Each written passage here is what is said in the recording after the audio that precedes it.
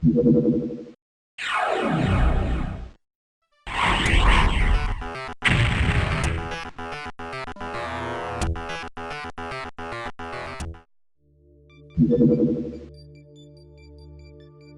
development of Doom started in 1992 when John D. Carmack developed a new 3D game engine, the Doom engine, whilst the rest of the id Software team finished the Wolfenstein 3D prequel, Spear of Destiny.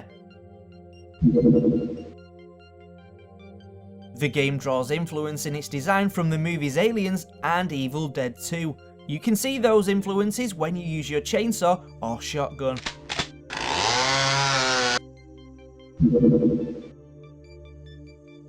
The title of the game was picked by John Carmack. In a quote he said, "There is a scene in The Colour of Money where Tom Cruise shows up at a pool hall with a custom pool cue in a case. 'What do you have in there?' asked someone.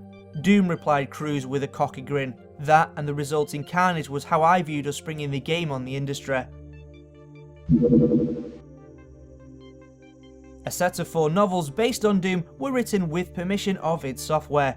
The books listed in order are titled Knee Deep in the Dead, Hell on Earth, Infernal Sky and Endgame. The novels weren't true to the game however, introducing many new elements including giving the unnamed Marine a name, after which fans used the name Flint Taggart or Fly when referring to the player for a while.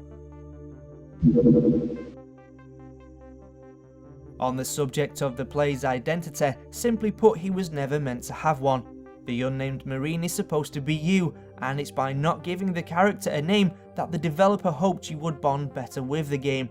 Quick question, this is the artwork from the game's cover, but which character do you think depicts the player?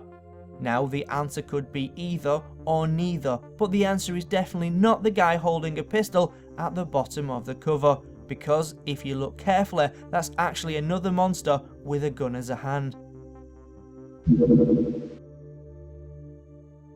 Designer Tom Hall was forced to resign due to him, as it was put, not contributing effectively in the direction the rest of the team was going, when he created an elaborate design document called the Doom Bible. John Carmack is said to have favoured a simpler design. When interviewed on the simple storyline or lack thereof, John Carmack said, "Story in a game is like story in a porn movie. It's expected to be there, but it's not that important." Most of the level design that ended up in the final game is the work of John Romero and Sandy Peterson. The graphics were mostly drawn or painted, however several of the monsters were built from sculptures in clay and latex to act as a reference point when drawing the enemies in-game, thus giving them a more 3D feel. Also, some of the weapons are actually modelled from toy guns purchased from Toys R Us. A German ban on selling Doom to minors was lifted after 17 years when Bethesda Softworks, the current owner of id Software, successfully argued that the game's crude graphics had been surpassed by many modern titles, and as a result the violence depicted had less of an impact. The ban had previously applied to all versions of the game except for on the Game Boy Advance. One title is still banned however because it contains images of the Nazi symbol. It seems the German authorities still have a Nazi attitude when it comes to freedom of expression.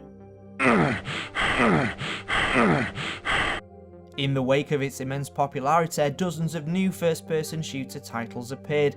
The genre was so new that these titles were referred to as Doom clones, as the term first-person shooter didn't come about for some time. The worrying thing is people to this day refer to some games as clones or copies without actually understanding what either of those words mean.